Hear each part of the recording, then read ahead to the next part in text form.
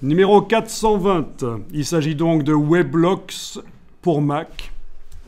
Pour PC, j'ai une version en PDF parce que les Weblocks ne fonctionnent pas sur les PC.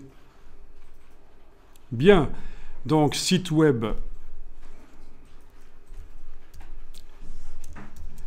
avec de la typographie sans sérif, donc sans les petits empattements au bout des caractères. C'est de la police suisse, entre guillemets. Une animation sur la typographie qui est déclenchée par le scroll, donc ce qu'on appelle le Scroll Triggered Animation. Les paragraphes ici sont également massifs. Et on a un système un peu comme un bento ou des cartes, c'est-à-dire un cloisonnement de l'information ici dans plusieurs cases.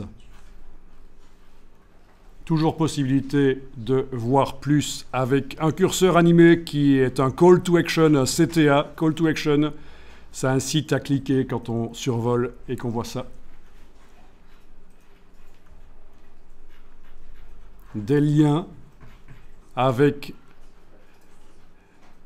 la convention pour les liens, ils sont soulignés. Généralement, sur un site web, on ne voit pas ça, mais là, ils ont fait comme ça. Ça se voit plutôt dans les documents, dans les mails.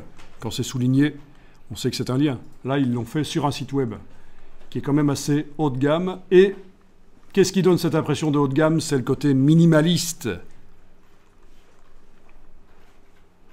Alors, je n'ai pas vu où on peut éventuellement le passer en version claire. Donc, le Dark Toggle, le déclencheur pour le faire passer en version claire. Moi, je ne le vois pas.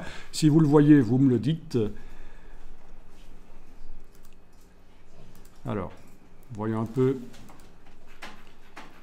Alors, ce qui est surprenant sur ce site, et là, je m'éloigne un peu du sujet de la Massive Typography, c'est que quand on clique dans le menu et qu'on est à un endroit du menu, c'est barré.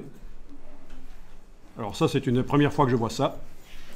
Donc on peut dire que d'une manière générale, tout ce site est un peu barré, quoique, barré dans le sens un peu fou, quoique il y en a qui sont bien plus fous que ça, des sites. Celui-ci est encore assez tranquille.